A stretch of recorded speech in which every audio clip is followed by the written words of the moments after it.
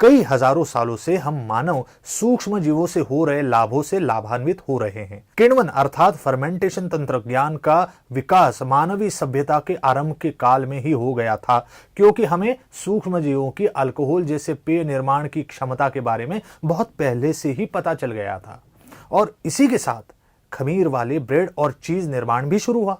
इस प्रकार अब हम जानते हैं कि ये सूक्ष्म जीव दूध से दही बनने की प्रक्रिया में, ब्रेड बनाने में और साथ ही अनेक प्रकार के एंटीबायोटिक, जैविक अम्ल और किण्वन अर्थात एंजाइम बनाने के काम में आते हैं। हम सब जानते हैं कि लैक्टोबैसिली इस बैक्टीरिया के कारण दही बनता है। हमारी पाचन संस्था में भी अनेक प्रकार के उपयोगी सूक्ष्म जीव पाए जाते हैं और हमारे पेट में पाए जाने वाले इन सूक्ष्म जीवों की रक्षा लैक्टोबैसिली करता है। ये बैक्टीरिया लैक्टोज शर्करा को लैक्टिक अम्ल में बदलते हैं। इन लैक्टिक अम्ल की कैसीन के साथ अभिक्रिया होती है और दूध जमना शुरू होता है। उसका पीएच का स्तर कम होता है और दूध गाढ़ा होना शुरू होता है। इस प्रकार उसमें वो जानी पहचानी गंध और खटास आती है। खाद्य उद्योग के लिए उत्पाद सूक्ष्म जीवों का उपयोग अन्न के रूप में भी किया जाता है, परंतु अधिकांश समय इनका उपयोग मूल खाद्यान्न को किसी विशेष या अधिक उपयोगी उत्पाद में बदलने के लिए माध्यम के रूप में किया जाता है। ये सूक्ष्म जीव स्वयं ही हम मानवों के लिए अन्न का आकर्षक स्रोत हैं। ईस्ट और धागों के जैसे महीन कवक अर्थात फंगी ये हम मानवों के लिए महत्वपूर्ण अन्न है। उदाहरण के लिए मशरूम और स्पिरुलिना, योगर्ट और चीज जैसे पदार्थ तो पूरे विश्व में पसंद किए जाते हैं। ईस्ट बेकिंग उद्योग में महत्वपूर्ण भूमिका निभाता है। गोश्त से बने कुछ खास प्रकार के पदार्थ बैक्टीरिया के किण्वन अर्थात फर्मेंटेशन की प्रक्रिया द्वारा तैयार किए जाते हैं, जैसे सॉसेज और सलामी। अन्य पदार्थों में खट्टी गोभी और घर के बने आचार का समावेश होता है। सूक्ष्म जीव जायका बढ़ाने वाले माध्यम के रूप में भी काम करते हैं। फर्मेंटेशन की प्रक्रिया द्वारा प्राप्त खाद्य यौगिक खाद्य को लंबे समय तक बनाए रखने का काम करते हैं या फिर खाद्य में पोषक मूल्य की आपूर्ति करने वाले घटक बनते हैं।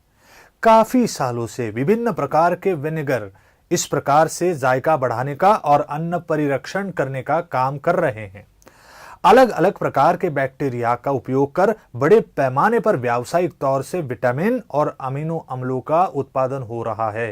वे सारी व्यावसायिक प्रक्रियाएं जिनमें सूक्ष्म जीवों का उपयोग होता है, उनमें अल्कोहलिक पेय उद्योग को आर्थिक दृष्टि से सबसे महत्वपूर्ण माना जाता है।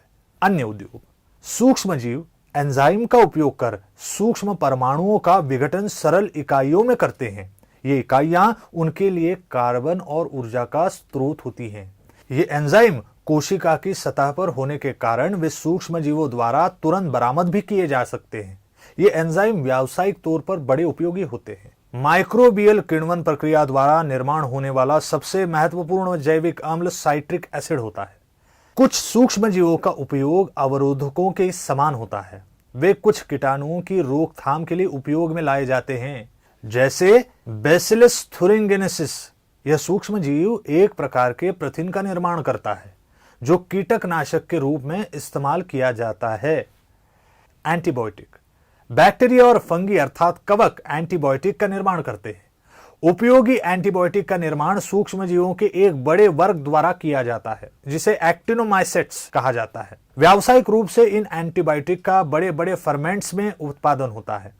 एंटीबायोटिक का वर्गीकरण करते समय कुछ बातों का ध्यान रखा जाता है, जैसे उनके रोगों को थामने की क्षमता, प्रक्रिया करने की पद्धति, वे संश्लेषण किस प्रकार करते हैं और उनकी रासायनिक संरचना इत्यादि बारे में विचार किया जाता है। टीके और अन्य उत्पाद सूक्ष्म जीवों को आनुवंशिक रूप से ही इंसुलिन निर्माण करना आता है। इसी के साथ वे मानवों के विकास के लिए आवश्यक हार्मोन, टीके और दवाइयों की दृष्टि से आवश्यक अन्य यौगिकों का निर्माण कर सकते हैं। टीकों का अपना एक व्यावसायिक मूल्य है, क्योंकि इनसे हमारी रोग प्रतिकारक शक्ति बढ़ती है और ये मानवों और प्राणियों के अच्छे स्वास्थ्य के लिए जिम्मेदार होते हैं। सूक्ष्म जीवों का पर्यावरण के संदर्भ में उपयोजन। चूंकि सूक्ष्म जीवों की जैविक पदार्थों के विघटन की क्षमता बहुत अधिक होती है, इसी कारण इन्हें मैला व्यवस्थापन के लिए मल जल व्यवस्थापन संयंत्र में भी इस्तेमाल किया जाता है। बायोगैस सूक्ष्म जीवों द्वारा तैयार की गई गैसों का मिश्रण होती है। बायोगैस को अक्षय ऊर्जा का स्रोत माना गया है। बायोगैस के वायु मिश्रण में मीथेन सबसे महत्वपूर्ण गैस होती है। कुछ बैक्टीरिया अनाक्सी परिस्थितियों में विकसित होते हैं और वे बड़ी मात्रा में कार्बन डाइऑक्साइड और हाइड्रोजन के साथ साथ मीथेन गैस का निर्माण करते हैं। वे बैक्टीरिया जो इस प्रकार से गैसीय मिश्रणों का निर्माण करते हैं उन्हें सामूहिक रूप से मेथनोजेंस कहा जाता है। मेथनोबैक्टीरियम ये इस प्रकार का एक मेथनोजेंस है।